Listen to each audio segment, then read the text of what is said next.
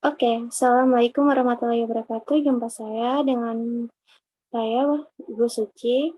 Hari ini kita akan mempelajari materi terbaru atau lanjutan dari hasil praktek kita yang tadinya ada di sistem produksi, dengan kita sudah memproduksi hasil produk kerajinannya. Nah, sekarang kita akan lanjut ke pengemasan produk. Nah, pengemasan produk ini adalah materi yang nanti akan kalian praktekkan di minggu depan, di mana kita akan membuat kemasan produk sesuai dengan yang nanti saya instruksikan. Oke, kita akan lanjut. Kita akan lanjut ke PPT-nya. Ya, oke.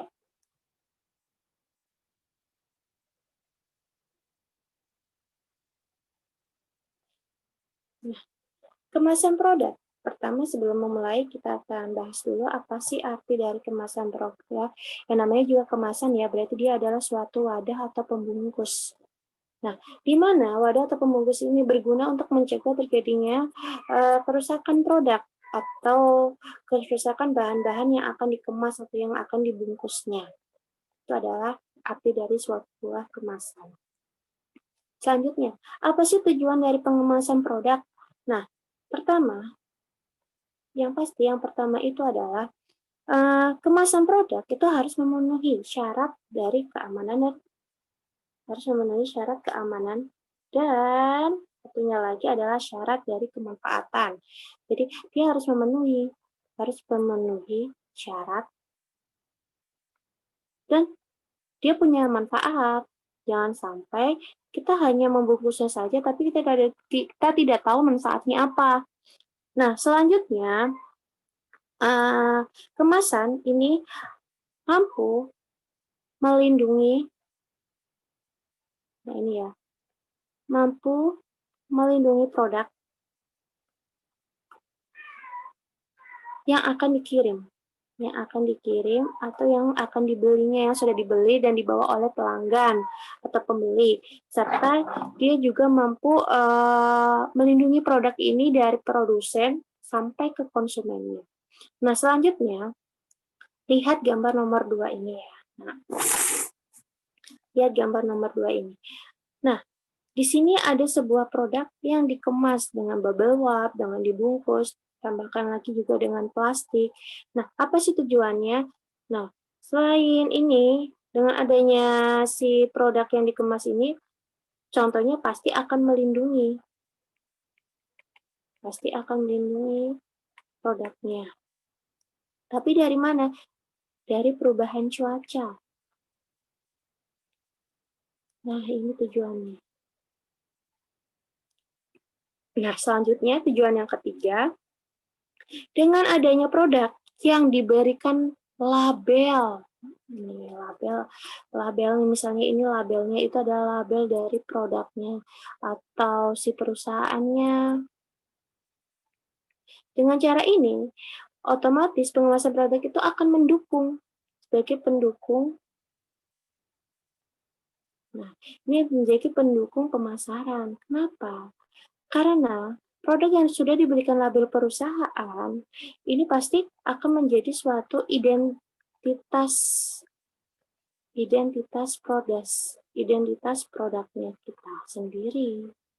Itu ya, Nak ya. Nah, selanjutnya, tujuan yang keempat, suatu produk yang akan dikemas juga akan meningkatkan. Nah, meningkatkan daya belinya. Meningkatkan daya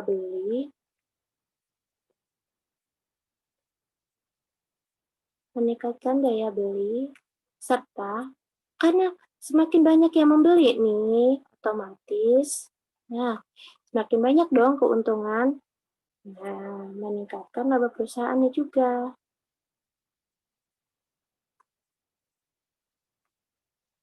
Tapi caranya gimana agar laba perusahaan ini menjadi lebih tinggi untuk didapat? Nah, contohnya kita akan lihat ilustrasi berikut ini.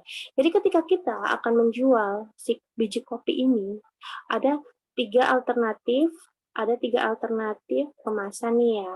Nah, yang pertama dengan plastik saja, yang kedua dengan kertas, yang ketiga bisa dengan kardus, ya, atau dengan kain goni gini. Nah, kira-kira dari keempat bahan ini sebenarnya kita bisa mengira-ngira laba perusahaan yang lebih lebih banyak didapat itu dengan menggunakan plastik kemasan apa. Nah, jadi untuk menentukan kemasan produk tidak sembarangan. Misalnya kita akan menjual suatu produk, misalnya produk makanan. Oh, biar irit kita pakai kertas minyak saja. Oh, tidak bisa seperti itu. Ya, nak ya. Nah, dari ketiga produk ini tentunya untuk meningkatkan laba perusahaan kita bisa menggunakan alternatif yang bahan pertama karena apa lebih murah plastik ini. Mungkin satu lembarnya hanya 200 perakan saja ya. Tetapi untuk mungkin kita akan ingat untuk kebermanfaatannya untuk kebermanfaatannya di alam agar si bungkus ini tidak menjadi pencemar di lingkungan. Kita bisa menggunakan bahan yang kedua yaitu kertas. Begitu ya. Jadi tergantung dari bagaimana untuk meningkatkan laba perusahaannya. Nah, nanti perhitungannya itu banyak ya, Nak ya. Nanti kita bisa menggunakan atau memilih kemasan yang mana yang lebih tepat guna untuk menjual si produk yang kita buat. Nah, selanjutnya, apa sih manfaat dari pengemasan produk? Nah, tadi berangkat dari tujuan, otomatis dengan adanya pengemasan produk pastinya punya manfaat, baik untuk si produsen serta konsumennya. Nah, otomatis dengan adanya pengemasan, produk yang dikemas itu biasanya akan lebih bersih. Ya, Nak, ya, akan menjadi lebih bersih. Nah, akan menjadi lebih bersih dan lebih menarik. Nah, kalau lebih bersih otomatis kita sebagai konsumen ini kan menjadi lebih nyaman untuk menggunakan produk tersebut dan merasa lebih trusted, lebih percaya oh produk ini misalnya kalau untuk produk makanan yang dikemas, oh makanan ini dikemasnya aja dengan cara rapi, bersih, otomatis kan kita yang memakan kita percaya aja oh itu makanan yang higienis dan sehat untuk kita makan. Tapi coba kita bayangkan lihat gorengan yang dibungkus dengan plastik warna hitam atau dengan uh, apa namanya kertas koran yang penuh dengan tinta. Nah, kita pasti akan berpikir berkali-kali apa kita akan membelinya atau kita akan menggunakan wadah kita sendiri seperti itu ya.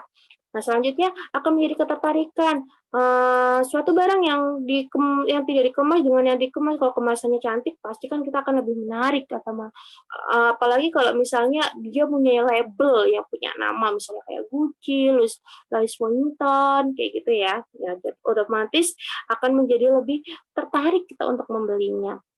Nah, selanjutnya dengan adanya kemasan produk juga ini akan menahan dari kerusakan akibat cuaca. Nah, gitu ya. Itu manfaat buat si produsennya sendiri yang memproduksi.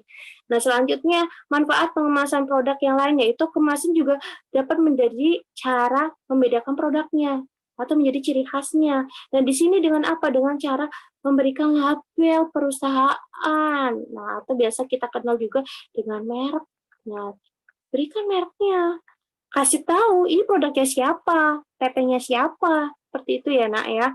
Nah selanjutnya ada kemasan dengan adanya pengemasan, kemasan yang menarik mampu menarik perhatian konsumen. Nah ini ya, otomatis fungsinya tadi pengemasan produk akan menambah daya tarik produk. Nah selanjutnya kemasan juga mampu menambah nilai jual. Jadi dengan adanya kemasan yang produk yang harusnya harga jualnya adalah sekitar 10.000 dengan adanya kemasan mungkin bisa menjadi 11 atau 10.000 juga bisa, tapi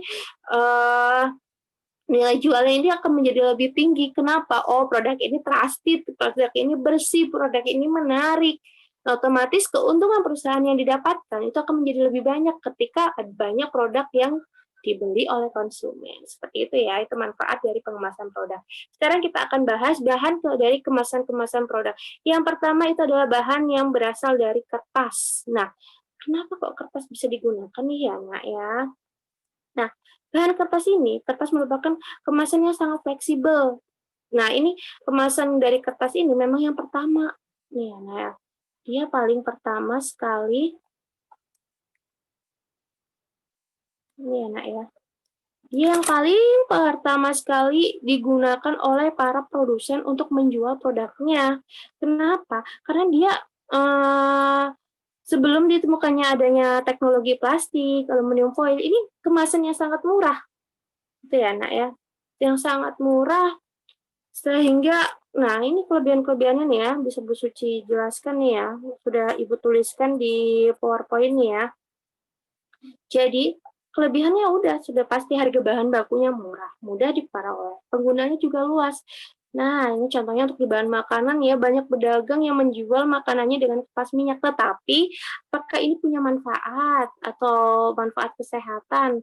Ya kita pikir-pikir lagi, jangan sampai kita sering mengkonsumsi makanan yang dibungkus dengan ini, karena apa? Nah, tahu ya ada bahan kertasnya yang dicampur dengan makanan, apalagi kalau makanannya yang berkuah basah, otomatis kan nyampur ya bahan-bahan kimia yang ada di kertas itu akan masuk ke dalam makanannya itu sendiri. Nah, selanjutnya kelemahannya yang tadi Bu Suci jelaskan, dia kan sensitif terhadap air, otomatis kertas itu akan robek. Coba kalau robek makanannya, oh kelihatan rusak makanannya menjadi lebih cepat basi, seperti itu. Satunya memiliki kesensitifan terhadap kelembapan udara yang tinggi, otomatis untuk kemasan makan kalau bisa jangan pakai kemasan kertas, kita bisa gunakan plastik yang lebih aman buat lingkungan, begitu ya. Itu yang kertas. Selanjutnya yang plastik. Nah, ada berbagai macam jenis-jenis plastik. Nah, plastik ya, Nak ya. Macam yang paling banyak kita temukan memang plastik nih ya. Ada beberapa jenis plastik yang kita kenal kayak polietilen, polyester. Nih ya, Nak ya. Ada polietilen, polyester, nilon, vinil, film, akrilik. Coba kita lihat gambarnya. Nah, kalau gambar ini, nah ini yang paling umum nih. Ini yang paling umum nih, Nak ya. Nah, gambar yang ini kemasan plastik yang sangat umum dijual untuk mengemas produk-produk atau bahan-bahan yang akan dijual. Nah, ini jenisnya polietilen. Nah, polietilen itu ya plastik biasa sebenarnya. Selanjutnya ada polyester. Polyester tuh misalnya biasa digunakan untuk wadah-wadah kayak wadah minuman, tumbler atau nah ini namanya apa ya? Tempat makan kayak gitu ya. Pokoknya ya, ini nanti jenisnya polyester pokoknya plastiknya. Polyester. Selanjutnya ada nilon. Nah, nilon tuh yang ini nih, nah, ini nilon. Nah, nilon itu biasanya kalau kalian pernah lihat ada bungkus-bungkus makanan atau misalnya Coca-Cola nih yang kemasan banyak botol, biasanya itu kan kayak di wrap dengan plastik yang sangat kencang gitu ya. Nah, wrapnya itu dengan plastik yang namanya nilon gitu. Atau misalnya kayak plastik mainan-mainan, biasanya itu dikemas lagi dengan plastik kayak gitu ya. Bungkusnya itu adalah kertas, box, kardus. Nah, selanjutnya akan dilapisi oleh dengan plastik juga. Kenapa? Karena biar tidak tembus air masuk ke dalamnya. Selanjutnya ada vinyl film. Nah, ini yang terbaru nih, teknologi terbarukan dari plastik, yaitu vinyl film. Nah, ini yang biasa sering dijual-jual ya buat jual kayak makaroni atau jual makanan-makanan ringan seperti itu ya, dibungkusin dengan ini atau bisa juga puding-puding susu kayak gitu ya, puding-puding sedot kayak gitu ya. Nah, selanjutnya ini yang sangat mahal. Nah, ini kemasan plastik yang sangat mahal itu namanya kemasan plastik akrilik. Nah, ini yang namanya akriliknya. Nah, ini ya, ini yang akrilik. Nah, selanjutnya bahan kemasan produk kayu. Nah, ini bahan kemasan produk kayu ini merupakan bahan pengemas yang tertua yang diketahui oleh manusia. Jadi dulu itu yang bahan mau dikirim ya udah harus dikirim dengan menggunakan kayu saja. Nah, selanjutnya biasanya nih ya, ini digunakannya untuk mengemas bahan-bahan antik atau emas atau keramik dan kain-kain yang akan dikirim lintas negara, bisa lintas kota, lintas negara, bahkan sampai ke benua yang lainnya ya. Nah, selanjutnya desain kemasan kayu itu tergantung dari sifatnya. Nah, jadi sifat-sifat kayu itu ya, Nak ya. Kita akan lihat sifat-sifat kayu. Nah, ini sifat-sifat kayu mana? Oke, Ibu akan tuliskan. Jadi di sini ya, Nak ya, ada sifat-sifat dari kayu itu biasanya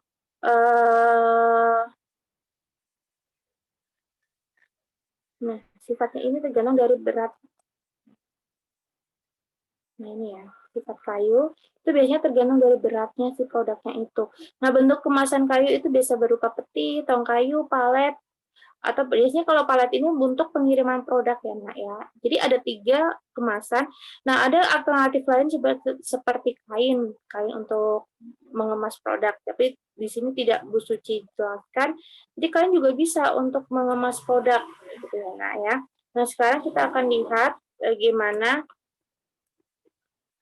proses pembuatan kemasan produk dari bahan kertas. Nah, nanti ini yang akan kalian lakukan di minggu depan.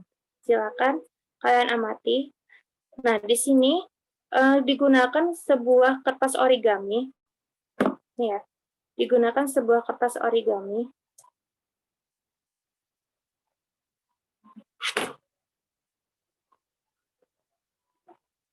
Digunakan sebuah kertas origami yang nantinya kalian akan bisa ganti dengan kertas origami tersebut dengan kertas kado dengan motif apapun. Nah, nanti kita akan buat kemasan produk ini dengan menggunakan kertas kado tersebut.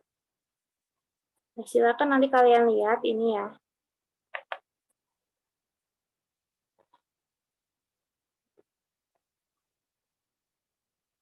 Oke. Jadi nanti langkah-langkahnya ini silakan nanti kalian lihat di search YouTube-nya, itu sudah Bu Suci tuliskan. Nah, nanti apa saja sih bahannya yang akan kita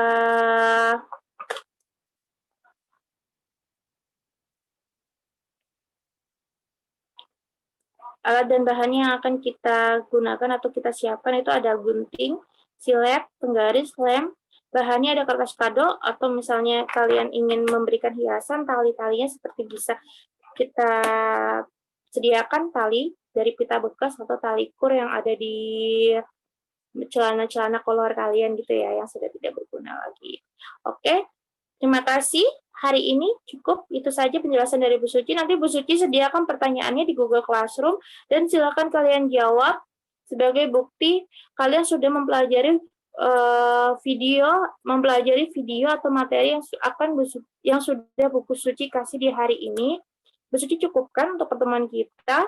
Silakan kalian kerjakan dan jawab videonya, jawab pertanyaan yang ada di Google Classroom. Dan jangan lupa siapkan alat dan bahan yang nanti besok kita akan gunakan. Atau misalnya kalian untuk yang bisa membeli origami yang tadi ya, yang kertasnya bagus gitu ya, yang bermotif, jangan origami yang polos, itu kalian bisa boleh pakai origami, atau misalnya kalian mau yang lebih gampang lagi, kita gunakan kertas kado, atau misalnya kalian punya kertas kado bekas nih, yang ada di rumah yang masih bagus, yang masih lebar, itu bisa kita gunakan juga. Nah, tadi alatnya ada gunting, penggaris, dan lem. Kita akan gunakan untuk membuat tas kemasan produk dari kertas kado atau kertas origami yang bermotif. Oke, sekian dari pertemuan kita hari ini. Mohon maaf apabila ada kesalahan kata atau kesalahan teknis dalam menjelaskan. Bu Suci cukupkan. Wassalamualaikum warahmatullahi wabarakatuh.